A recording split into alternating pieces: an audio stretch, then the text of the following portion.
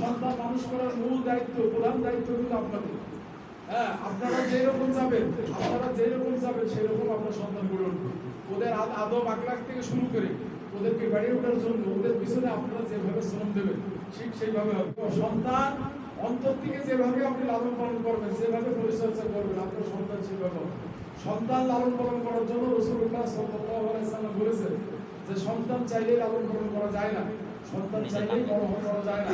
সন্তান মানুষ করার জন্য সবচেয়ে বড় যে প্রয়োজন, সেটা বড় সে প্রয়োজনটা হলো যে তার সন্তানের প্রতি তার দরদ থাকতে হবে, তার ভালোবাসা থাকতে হবে, তার ভিতরে মমত্ব বোধ থাকতে হবে, তার ভিতরে হৃদয় উজাড় করা, হৃদয় কারা ভালোবাসা প্রদর্শন করতে হবে। সন্তান যাতে বোঝে যে আমার আব্বু আমাকে হৃদয়ের সব থেকে বেশি ভালোবাসে, যে ভালোবাসা দুনিয়ায় আমি কোনো জায়গায় পাই না, শুধু আমার আব্বু এবং আম্মুর কাছ থেকে পাই। এই মনটা সন্তানের পিতা মাতা তৈরি করতে হবে। তাদের প্রতি রহম থাকতে হবে, তাদের প্রতি স্যাক্রিফাইস থাকতে হবে, তাদের প্রতি দয়া থাকতে হবে, তাদের প্রতি ভালোবাসা থাকতে হবে। তারা অন্যায় করলে আর অন্যায়ের জন্য তাদেরকে ভৎসনা করা যাবে না, তাদেরকে ঘৃণা করা যাবে না, তাদেরকে কোনোভাবে পরিবর্তন করা যাবে না।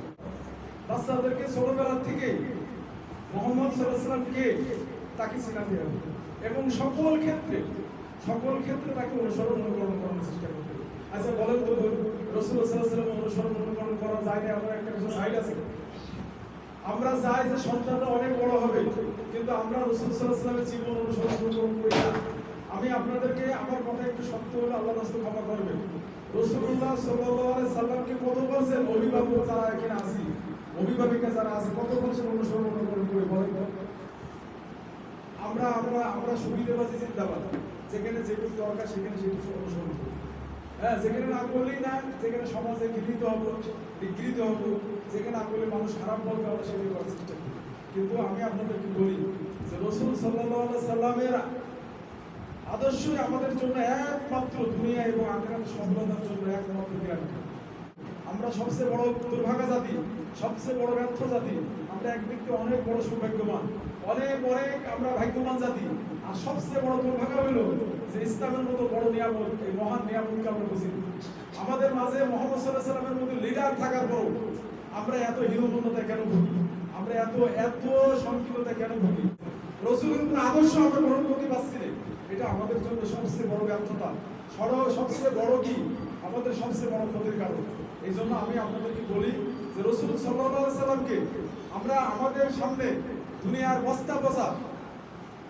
বস্তা বোঝা আদর্শ নিয়ে মানুষ ফেরি করছে। তারা তাদের আদর্শকে মানে কনফিডেন্সের সাথে প্রচার করছে, অথচ এই মহান আল্লাহর পক্ষ থেকে যে দিনটা মানে পরিপূর্ণ দিন হিসেবে আমরা যে ইসলামটাকে পাইছি, পরিপূর্ণ জীবন ব্যবস্থা হিসেবে কোরআনকে পাইছি, পরিপূর্ণ আদর্শ জীবন্ত আদর্শ হিসেবে মুহাম্মদ সাল্লাল্লাহু আলাইহি ওয়াসাল্লামকে পাইছি। এত বড় নিয়ামত থাকার পরও সেই দিনের ফেরিওয়ালা, সেই মানে আদর্শের প্রচারক আমরা হতে পারছি। এটা আমাদের জন্য সবচেয়ে বড় ব্যর্থতা।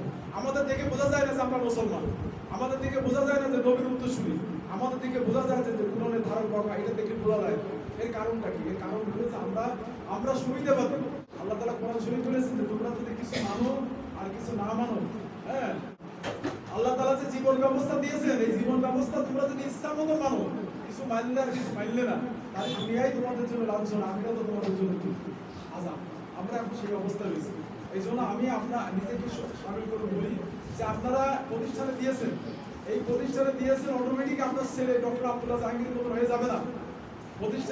আপনি এই প্রতিষ্ঠান মানে শুধু এই ইট বালি পাথর প্রতিষ্ঠান না, প্রতিষ্ঠান মানে অভিভাবক, বাচ্চা, শিক্ষক মিলেই কিন্তু অভিভাবক। সবার সমন্বিত প্রচেষ্টা ছাড়া আপনার সন্তান কাঙ্ক্ষিত মানে বোঝাবে না। এই জন্য আপনার বাড়ির পরিবেশটাকে আগে সুন্দর করুন। আমি বোনেদের বলি, আপনারা বাচ্চাদেরকে গ্রাজুয়ালি যে কথাগুলো শেখানোর জন্য আল্লাহ তাআলা আমাদেরকে তাগিদ করেছে, রাসূল সাল্লাল্লাহু আলাইহি ওয়াসাল্লাম শিখাইছেন।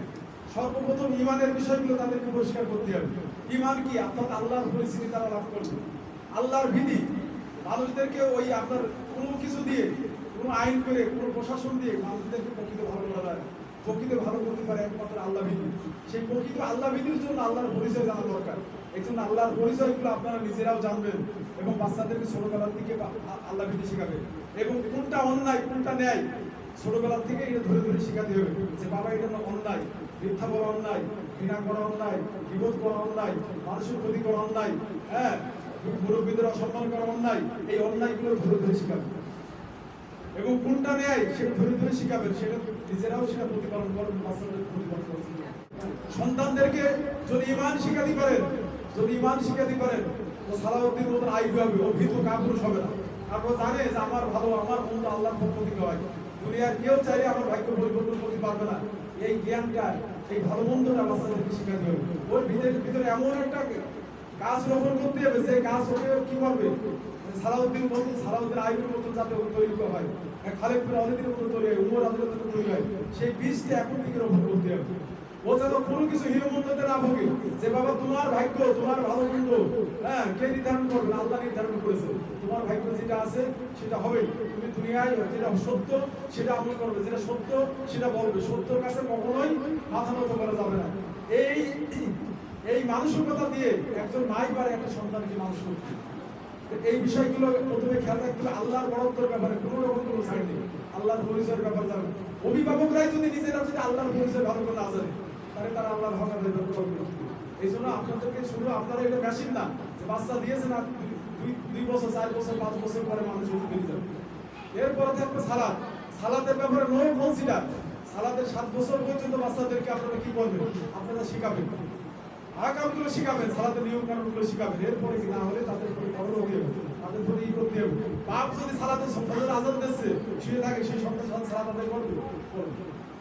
মা যদি সালাতের সময় যদি ঘুমায় থাকে, ওই সন্তান সালাত আদায় করবে। তা আপনার উদ্দেশ্য লক্ষ্যটা কি? আপনার ছেলে মেয়েকে অটোমেটিক মানুষ হয়ে যাবে। এই চিন্তা যদি থাকে, এই চিন্তা আসলে আমাদের জন্য বাস্তব সম্পদ মানে সম্বোধনা, এটা ফলপ্রসূ চিন্তা না। ফলপ্রসূ চিন্তা হলো যে আপনাকে ভূমিকা পালন করতে হবে।